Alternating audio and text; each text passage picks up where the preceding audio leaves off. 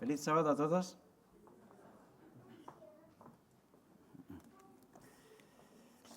Pues os traigo un saludo de parte de todo el equipo del Ministerio de Evangelismo donde trabajo, de parte de todo el equipo, y no solo el equipo de aquí, sino el equipo que hay en diferentes ciudades españolas.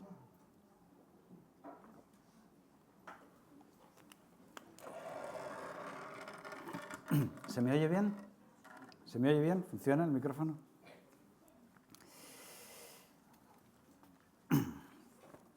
También deciros que esta tarde, aquí en este mismo lugar, tendremos una reunión interesante. Tengo aquí un folleto producido por un ministerio de ASI en Noruega, el Instituto Matheson. Ellos han estado viendo las estadísticas de bautismo de la Iglesia Adventista y han hecho un corte, el hemisferio sur y el hemisferio norte. Y ellos han visto que de todos los bautismos en esos años, en el hemisferio sur, incluyendo China e Interamérica, está el 97% de los bautismos. Este folleto que veremos mejor esta tarde. Curioso, ¿no? En centro y sur, el 97% de los bautismos de los adventistas, quedando solo el 3% para el rico hemisferio norte. Interesante, ¿verdad? Y quedando para Estados Unidos, Canadá y Rusia un 2,5%, nos queda para Europa el 0,5% de los bautismos. Interesante, ¿verdad? Hay más gente que se va de la que entra. El 0,5% de los bautismos mundiales, impresionante. En las dos divisiones europeas, en lo que se llama el triángulo postcristiano, triángulo que fue cristiano alguna vez. Eso quiere decir que si miramos este mapa del mundo, en donde las dos divisiones de Europa solo tienen el 0,5% de los bautismos, nuestra querida Europa se convierte en un objetivo misionero urgente, ya que la Iglesia crece en todas partes menos aquí, hermanos.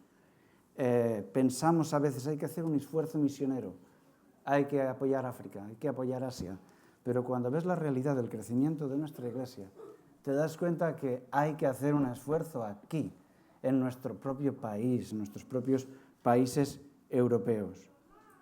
Sobre estas cosas hablaremos esta tarde y sobre ventajas y herramientas misioneras que Dios ha usado y que han dado mucho fruto. Tendremos testimonios interesantes que nos animarán en nuestra experiencia, en nuestra fe también. Así que os cito esta tarde a las 6 en este mismo lugar donde podremos ver estos temas interesantes. Y ahora, Tutankamón, Jesús y tú. Como podéis ver ahí, ¿por qué Tutankamón? Bueno, sin duda Tutankamón es el faraón más famoso de la historia. Cuando tú preguntas, dime el nombre de un faraón, la mayoría de personas dice Tutankamón, ¿verdad? Se han hecho películas, etc. Y es famoso sobre todo porque ha sido la única tumba que se ha encontrado intacta en el Valle de los Reyes.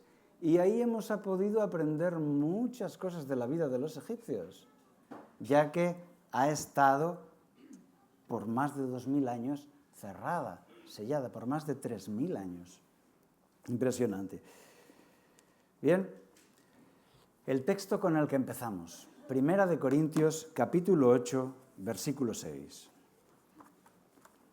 1 Corintios, capítulo 8, versículo 6.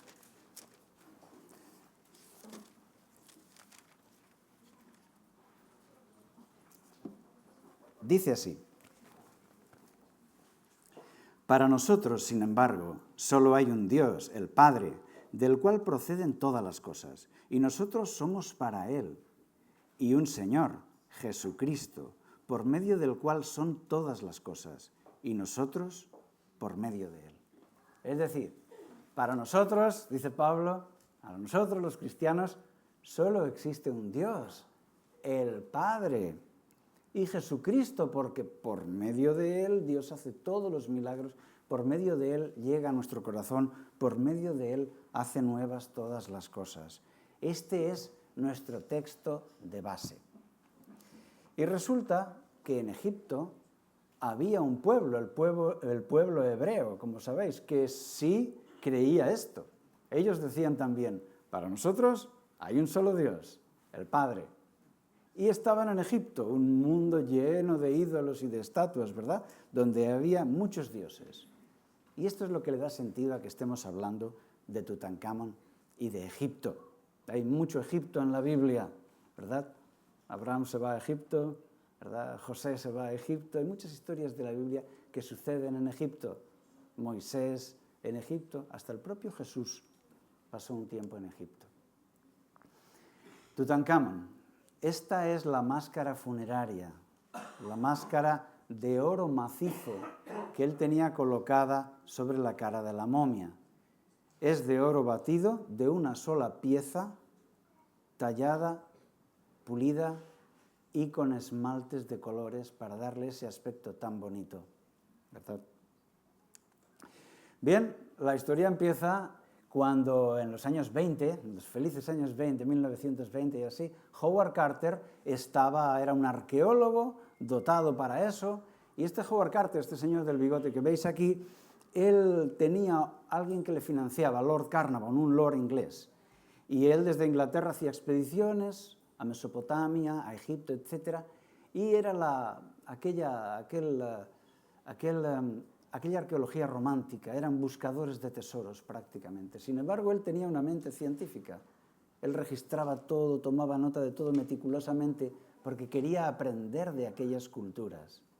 Y eso nos ha ayudado mucho, también a comprender mejor partes de la Biblia.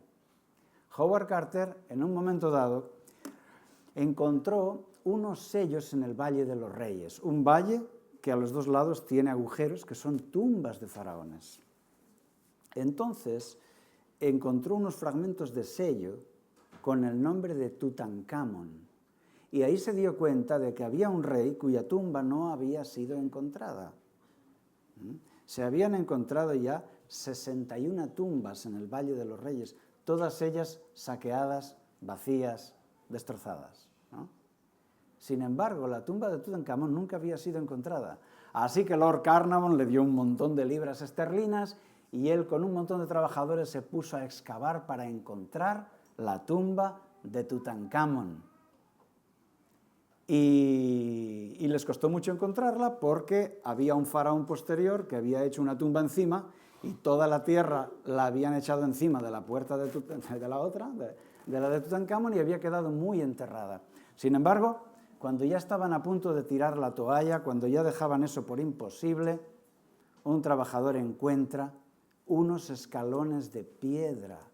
Rápidamente se ponen a escarbar, encuentran como una puerta de piedra con este sello. Un sello que, como podéis ver ahí en la parte del sello, ahí en la derecha, tiene el sello, la marca del rey Tutankamón. Un sello sin romper, una puerta sin abrir por más de 3000 años. Y eso fue la noticia bomba. Así que llamó a Lord Carnarvon y Lord Carnarvon rápidamente viajó a Egipto para estar presente cuando abrieran la tumba. Y así fue. Así se conoció una tumba intacta que llevaba más de 3000 años. Resultó ser la tumba de un rey joven, empezó a reinar muy joven y también murió muy joven, probablemente con 18 años. Como veis aquí, esta es una imagen cinematográfica de cómo pudo ser y no se sabe bien cómo murió. Pero algunos, como le falta un pedazo de pecho, eso no tiene sentido, dicen que probablemente murió por un mordisco de un hipopótamo, hermanos. ¿Podéis imaginar? Vamos, no quiero ni pensarlo, eso es terrible. Pero resulta que había muchos hipopótamos en el Nilo, como cabras en el monte. Y tienen muy mala sombra los hipopótamos, todavía hoy en día. Tienen muy mal carácter y su mordisco es mortal de necesidad. Ningún león se mete con los hipopótamos, porque un solo mordisco es la muerte. Y se cree que este rey murió así. Bien, en cualquier caso, este es uno de los rostros más famosos de la historia, ¿no? Y de la arqueología, que para nosotros va a representar el culto a los ídolos, a los dioses tal como era la religión de ellos. Curiosamente, en tiempos de Tutankamón se hizo una reforma para volver al politeísmo. Interesante. Esto nos sirve como excusa para hablar ahora de su papá. Estos fueron sus padres, la familia real. Aunque Tutankamón era un hijo pequeño de una esposa segunda, esta era la familia real.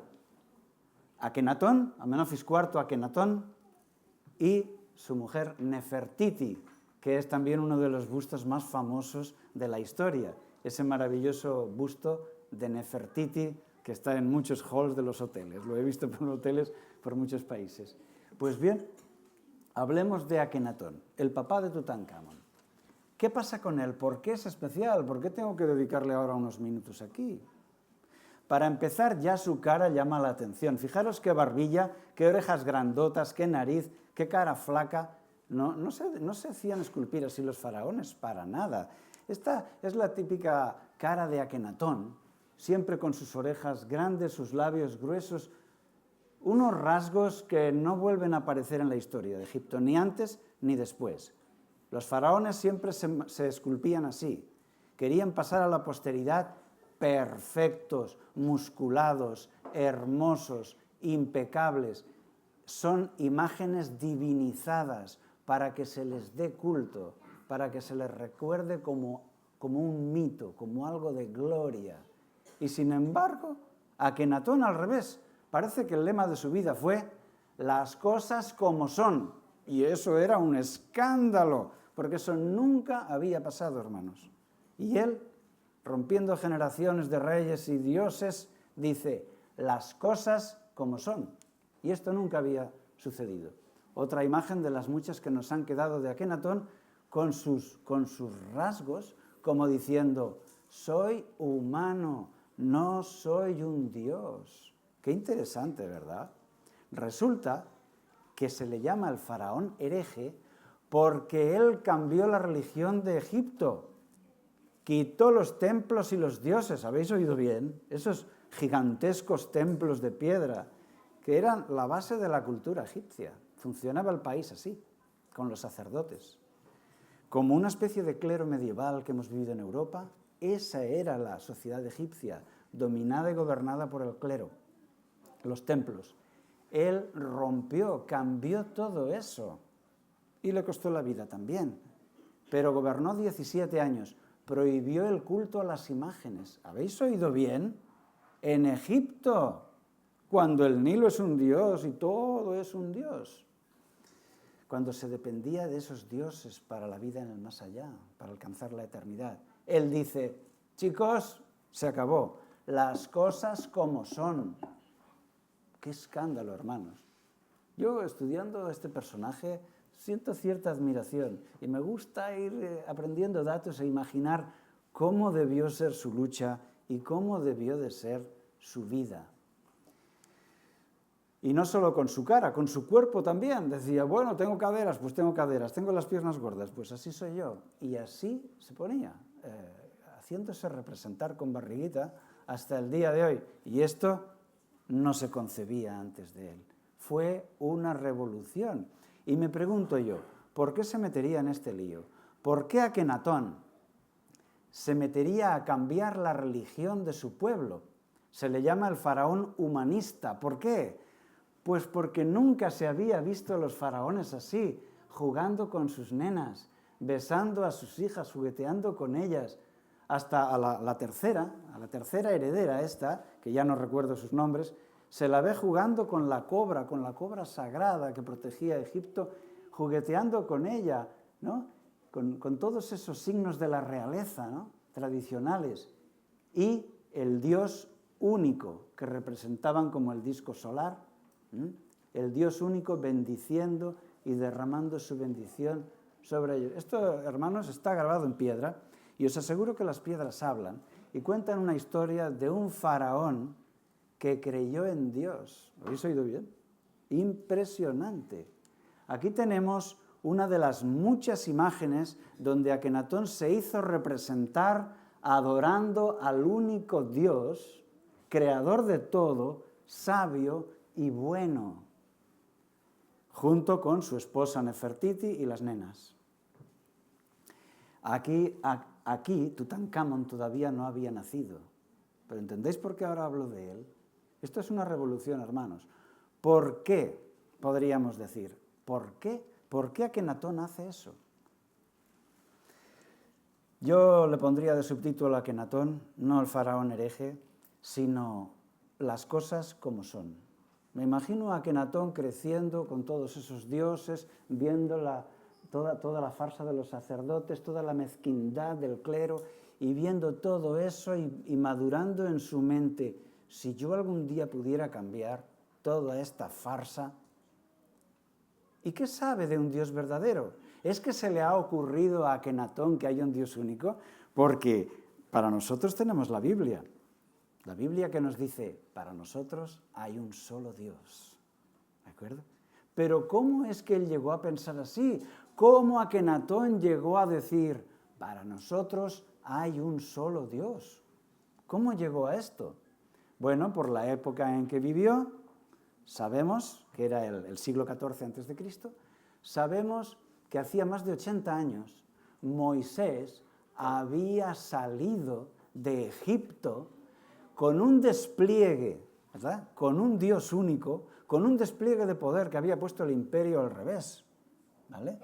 Cuando Egipto era más fuerte, en la cumbre de su expansión territorial, el hijo del faraón, Amenofis III, está conquistando Asia, está lejos en campaña, ¿de acuerdo? Y con 10 plagas destruyen todo, se van.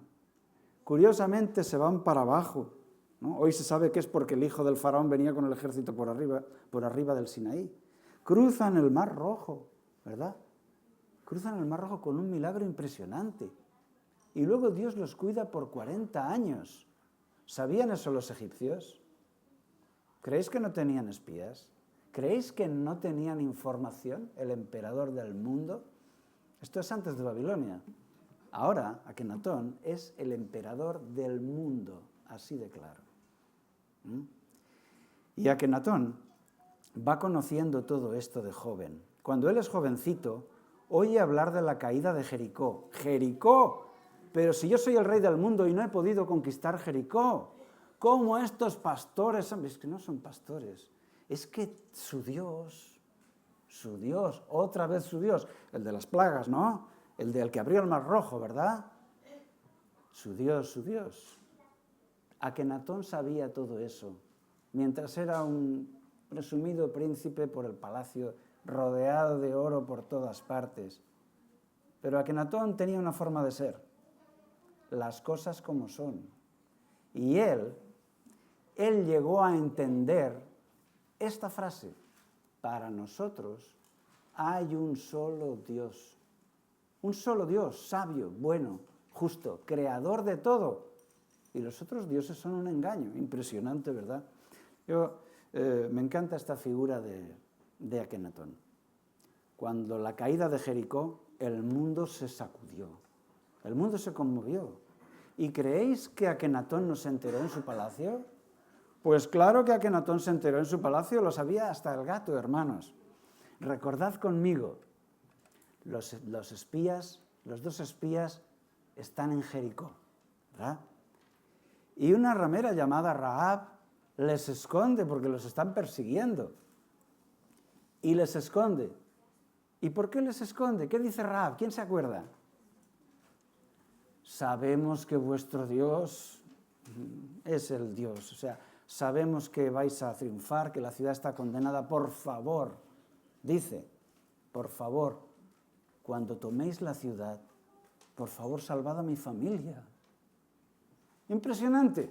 Parece que aquella cananea de Jericó, Rahab, puede decir la misma frase, las cosas como son. Para nosotros, aquí solo hay un Dios que corta el bacalao, y es el vuestro, es el Dios del cielo, el Dios único. Sí, nosotros tenemos muchos dioses, pero ¿y de qué nos sirven? Si aquí el que funciona es el vuestro, el Dios que salva, el Dios todopoderoso. Impresionante, ¿verdad? Igual que los magos de Oriente fueron a conocer a Jesús, porque ya se habían enterado ellos de qué iba la cosa.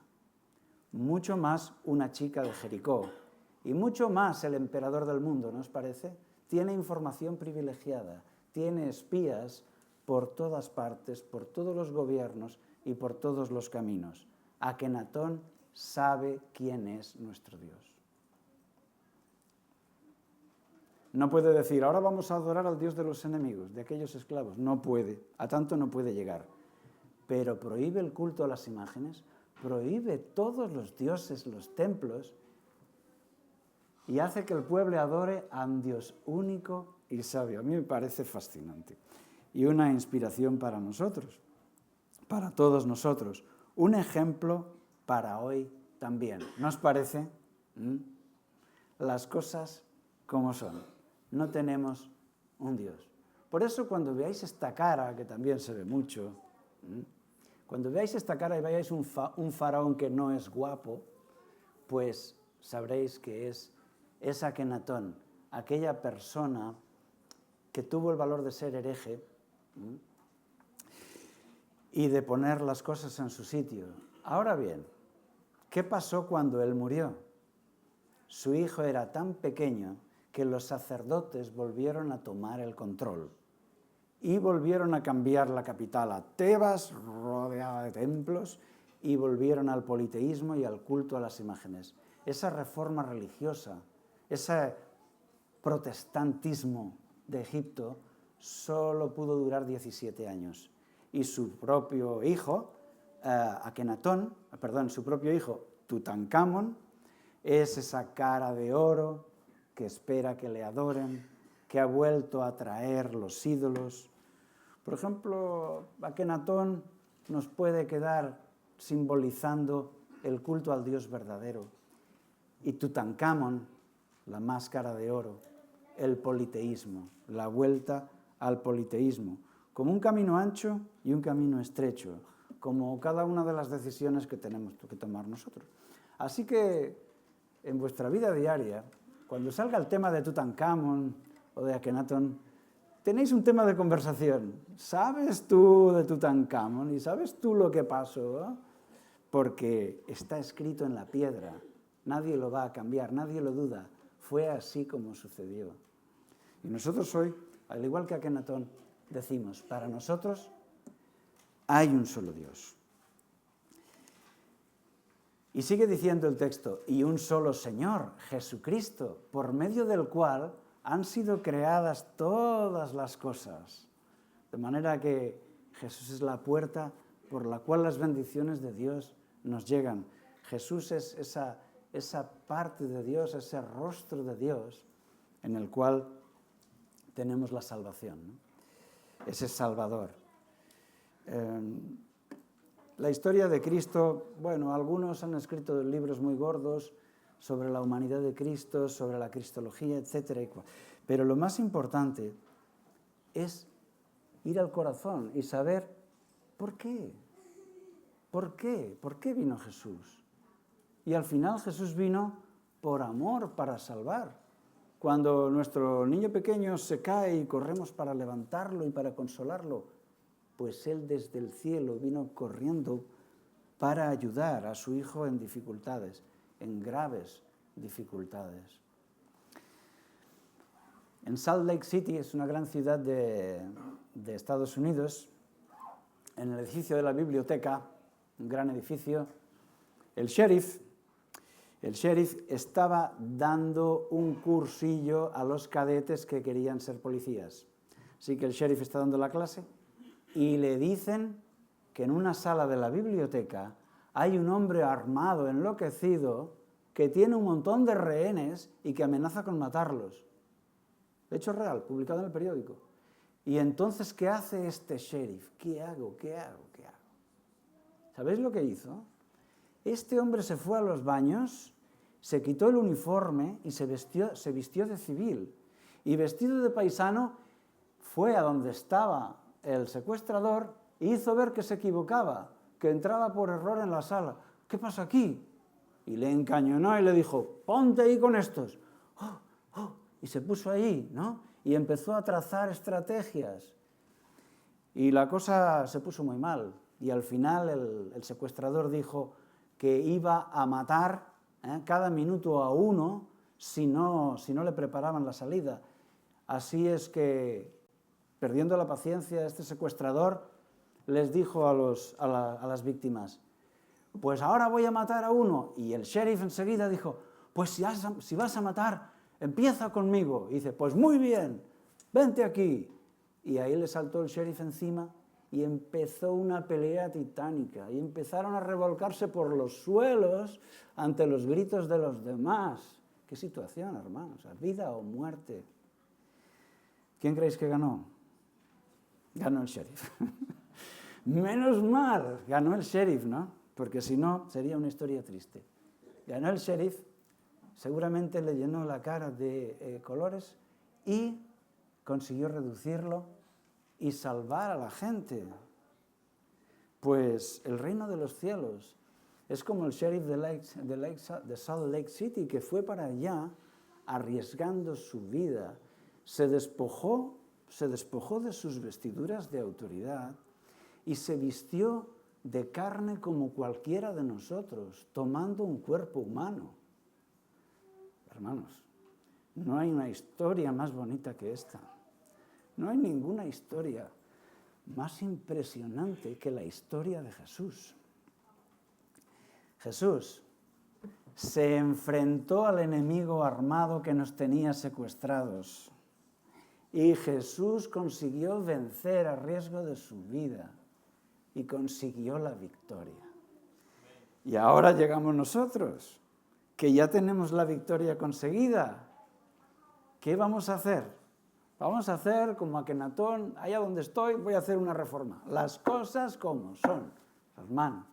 O vamos a hacer como Tutankamón: aquí me cubro de oro y me dejo llevar y no vamos aquí a buscar problemas, ¿no? ¿Verdad? Porque la sociedad se nos lleva como un río caudaloso, ¿verdad? Y nosotros sabemos a dónde va. Se puede nadar contracorriente. Tenemos milagros a nuestra disposición. Como dice aquí: y un solo Señor, Jesucristo, por medio del cual han sido creado, ¿qué? Todas las cosas. Ahí está, Jesús, nuestro Rey. Alguien que un día creó el mundo y creó al ser humano, y que hoy en día sigue creando en nuestro corazón, ¿verdad?, a personas íntegras, a personas verdaderas. Sigue creando a personas humildes, a personas con vida eterna. Es su poder creador, es un milagro. Tú no te vas a salvar porque digas: yo soy un hueso duro y yo lo voy a hacer todo bien porque yo y yo y yo. Jesús es el que hace los milagros. Y un día Jesús creó al ser humano a su imagen y semejanza, ¿verdad? Y luego esos hombres se rebelaron y esos hombres crearon dioses a su imagen y semejanza de ellos, ¿no? Buenos, malos, que se pelean, que adulteran, todos esos dioses, ¿verdad?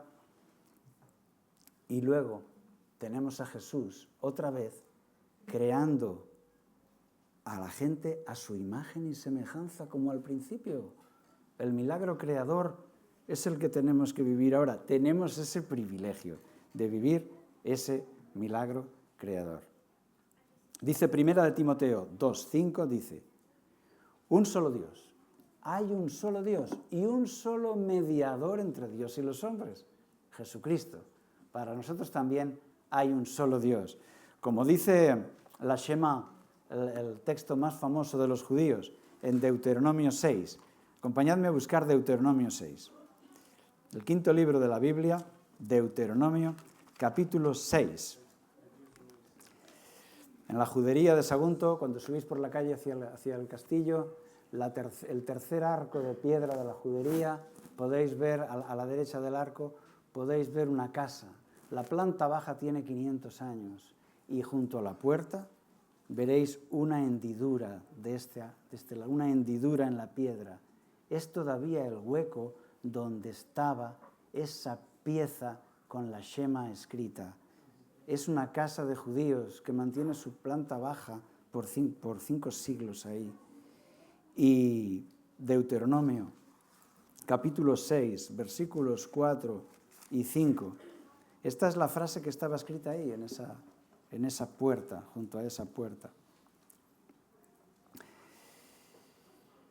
Deuteronomio 6, 4 en adelante. Oye, Israel, Jehová nuestro Dios, uno es, y amarás a Jehová tu Dios de todo tu corazón y de toda tu alma y con toda tu mente.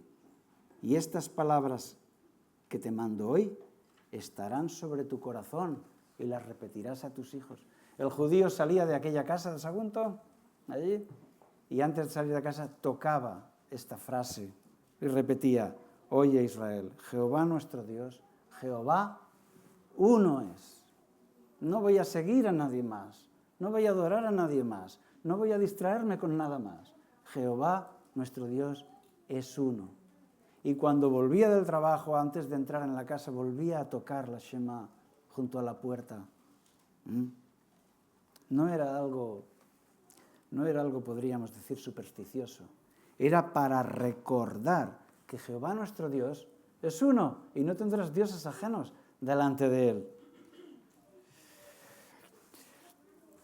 La verdad es que cuando uno conoce a Jesús, sabe que no tiene rival. Se puede distraer, se puede despistar con el pecado, con el mundo, ¿verdad?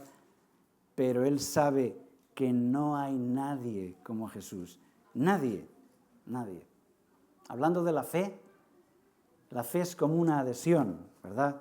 Como dice Habacuc 2:4, el justo por la fe vivirá. ¿Y qué es esa fe? La palabra emuna es quedarse pegado, es un adhesivo, es una fe fidelidad. Fidelidad y fe vienen de la misma raíz en español, pero significan cosas diferentes. La fe de la Biblia es fe fidelidad, es una fe que se queda pegado.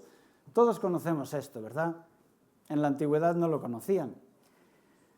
Pero ¿has probado cuando cierras una caja de cartón con esto y luego dices, ay, me he equivocado? Cuando la abres, te llevas el cartón, se lleva el papel, se lleva todo, porque si la cinta es buena, pues no hay quien la despegue. Entonces arrancas el papel y bueno, un desastre.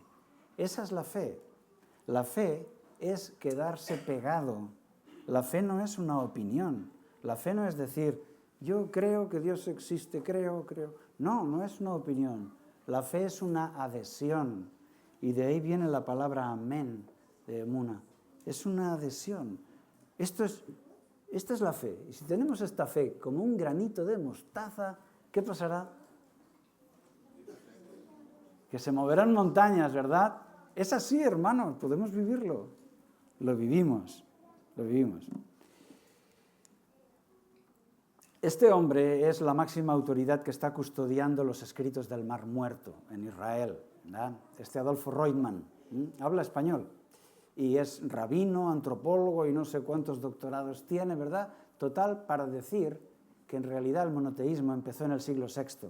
Todo lo demás que dice la Biblia, bueno, tratando de acreditar, pues como que inventaron, ¿no? Ya sabéis lo que pasa con la crítica histórica y los grandes teólogos que no creen en la Biblia como un libro milagro, como un libro literal.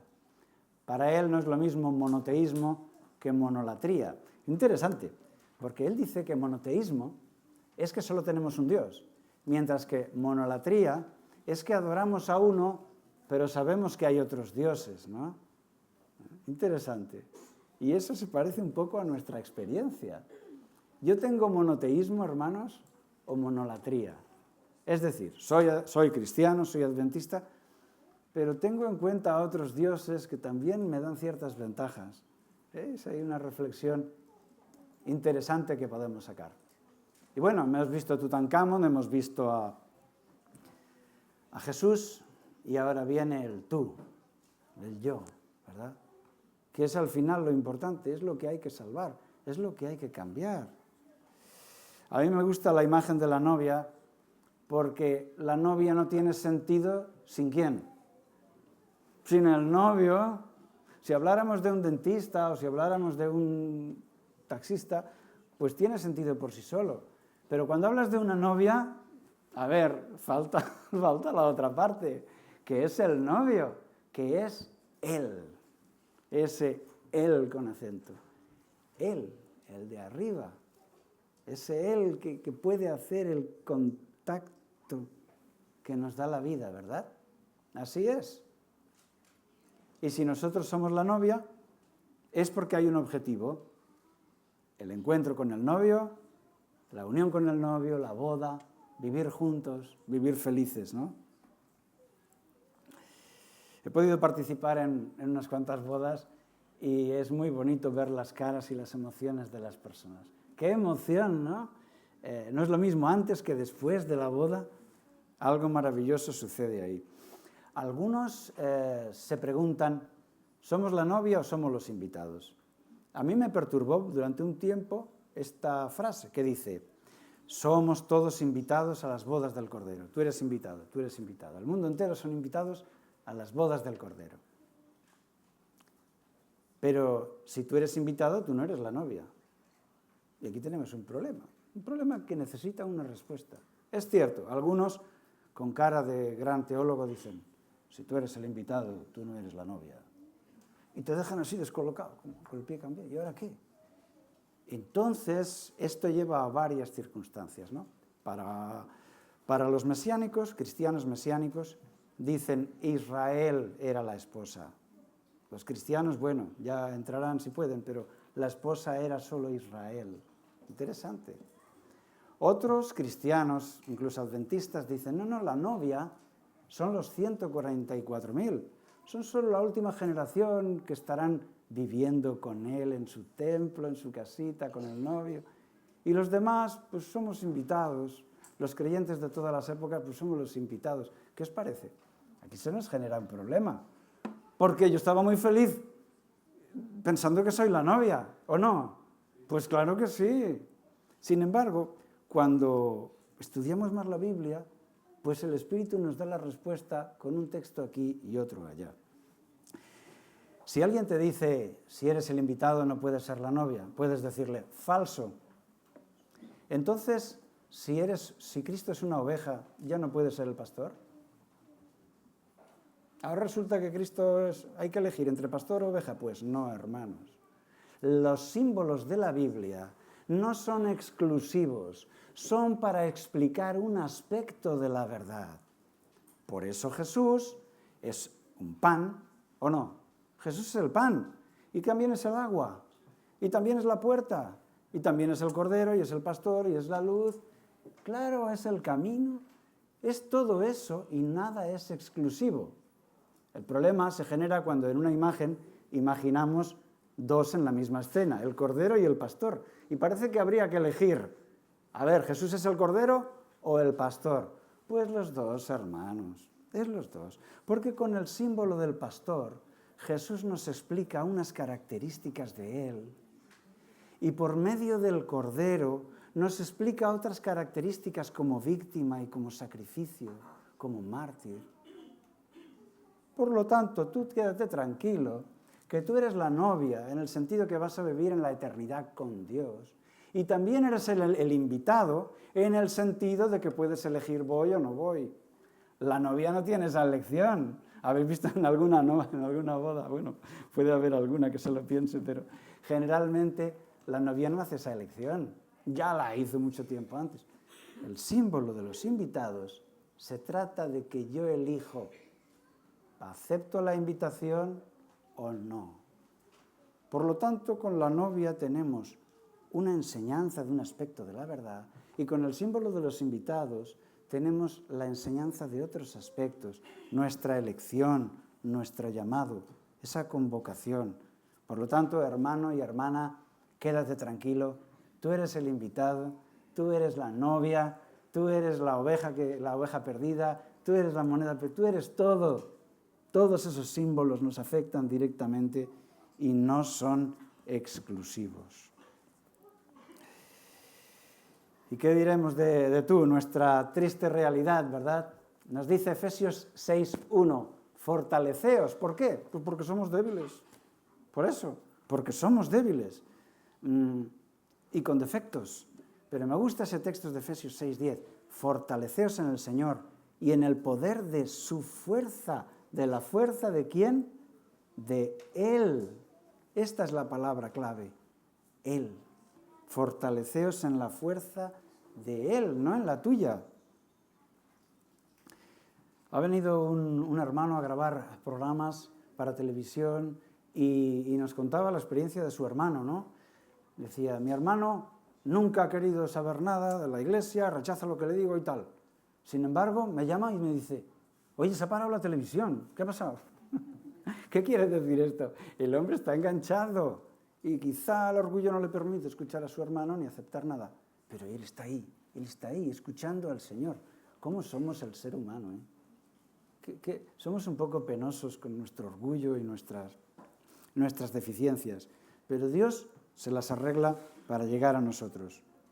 Fortaleceos en el Señor. Solo necesitamos a uno, a Él. Termino con una historia de amor, que también hay una novia.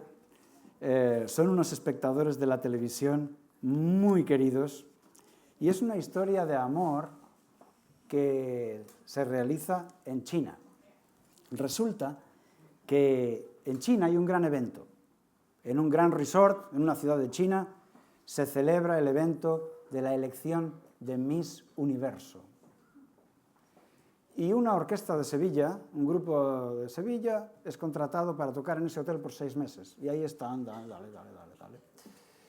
Y una de las personas que asisten al evento es una maestra, hija de un jefe del partido en la ciudad, una maestra jovencita que se llama Jin Lee. Y Jin Lee coincide con uno de los músicos que toca el bajo y se enamoran. Y pasan esos 6 meses de relación y deciden casarse y venirse a vivir a España. Jin Lee y Mario ya son matrimonio. Resulta que ella, estando aún en China, fue a una campaña de los evangélicos porque tenía una visión occidental, moderna, y había unos americanos en campaña y a ella le pareció bien el cristianismo y se hizo cristiana. Entonces, cuando con su marido va a Sevilla y su marido la lleva a la catedral y le enseña la Macarena y todo esto, y ella ve todas esas estatuas, pues Jin Lee dice, pero esta iglesia no es cristiana, hay dioses como en China, nene, porque los cristianos no tienen estatuas, no adoran imágenes, tienen un solo Dios. Y el Mario le dice a su marido, pero ¿qué dices? ¿Cómo no va a ser cristiana la catedral y la Macarena con todas sus procesiones y todo? Y dice que esto no es cristiano, que sí, que no. Bueno, ya está el lío montado. ¿Qué es ser cristiano? ¿Hay un solo Dios? ¿O hay 24? ¿Cómo se resolvió este conflicto? Resulta que ella empieza a trabajar en Ryanair como azafata, se trasladan a la ciudad de Barajas, ¡pum!, entra en su televisor un canal adventista. ¡Qué interesante! Y empiezan a aprender y a decir, ¿ves, nene? ¿Ves, nena? ¿Lo ves? Todos los días nos llaman, voy para allá, les doy todos los estudios bíblicos en su casa, hermano. Una familia encantadora, con 2 niños. Bueno, ¿qué pasa al final? Al final pasa que ellos mismos dieron testimonio en un acto público de misionero que hicimos en Madrid. Ella había aprendido que la fe de los espíritus que él tenía era falsa, lo aprendió con la televisión. Y él aprendió en la televisión que no hay que adorar imágenes y que hay un solo Dios.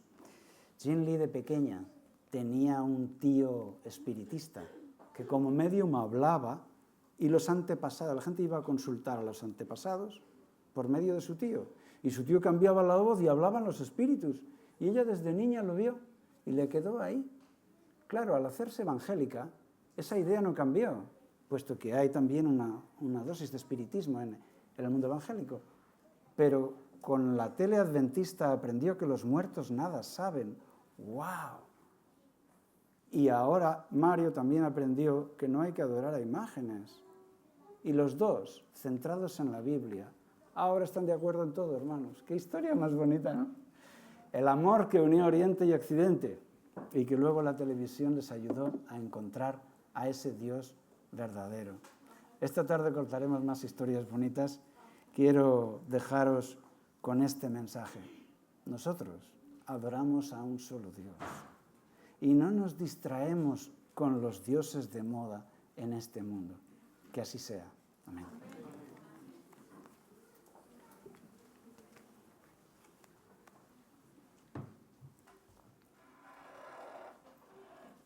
Ahora vamos a entonar las estrofas del himno 374.